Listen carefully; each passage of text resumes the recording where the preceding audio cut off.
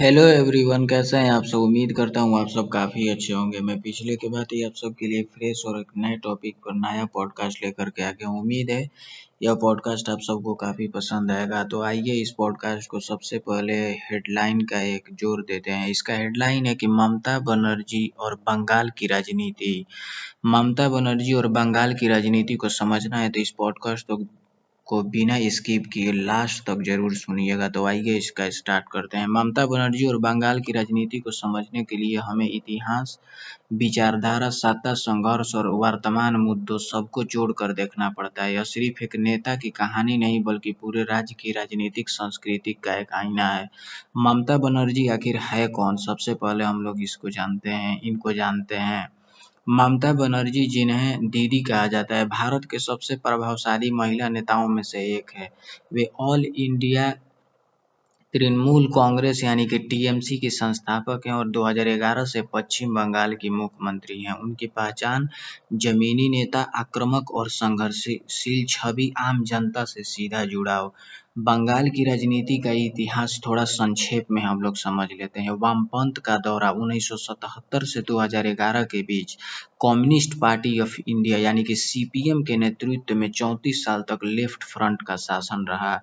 यह दुनिया के सबसे लंबी लोकतांत्रिक कम्युनिस्ट सरकारों में से एक थी। भूमि सुधार और किसान राजनीति इसकी ताकत थी। लेकिन समय के साथ उद्योगों का पलायन, रोजगार की कमी और प्रशासनिक जड़ता। ममता बनर्जी का आभार क्या रहा? ममता ने कांग्रेस से अलग होकर 1998 में टीएमसी बनाई। उन्होंने परिवर्तन यानी कि चेंज का नारा दिया और उन्हें जनता का बड़ा समर्थन भी मिला। 2011 में उन्होंने लेफ्ट सरकार को हराकर इतिहास बना दिया।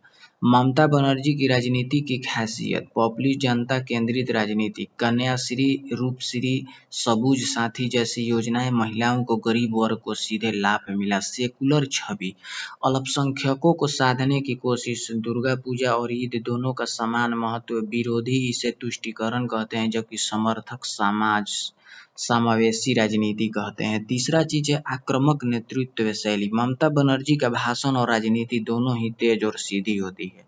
वे खुद को जनता की आवाज के रूप में पेश करती हैं। वर्तमान बंगाल की अगर राजनीति 2020 के बाद देखें तो बीजेपी वर्सेस टीएमसी संघर्ष का रहा। भारतीय जनता पार्टी बीजेपी बंगाल में तेजी से उभरी और 2021 में कड़ी टक्कर, लेकिन टीएमसी ने बड़ी जीत हासिल की।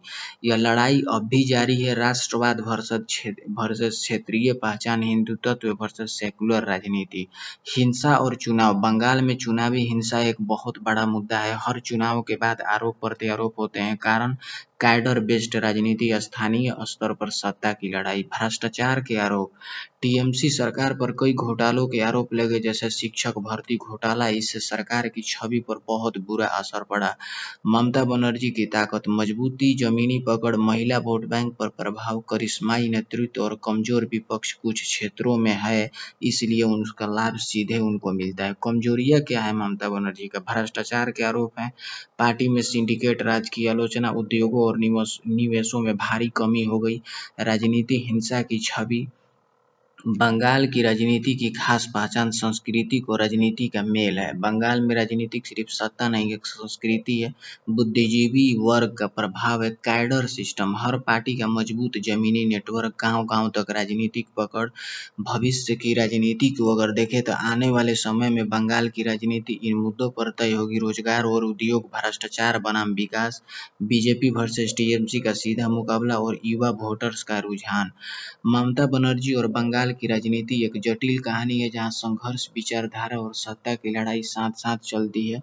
ममता बनर्जी ने 34 साल पुरानी सत्ता को गिराकर इतिहास रचा, लेकिन अब उनके सामने चुनौती है, क्या वे परिवर्तन को बनाए रख पाएंगी या बंगाल फिर एक नई राजनीतिक दिशा की ओर बढ़ेगा? तो उम्मीद है कि ममता बनर्जी कौन है और ममता बनर्जी और बंगाल की राजनीति में क्या सक्रियता है, इस चीज़ को आप इस पॉडकास्ट के माध्यम से समझे होंगे। तो मुझे दीजिए इजाज़त। धन्यवाद। और अगर चैनल पे नए आकर के इस पॉडकास्ट को सुन रहे हैं तो प्लीज़ इसे सब्सक्राइब ज़रूर कर लीजिएगा।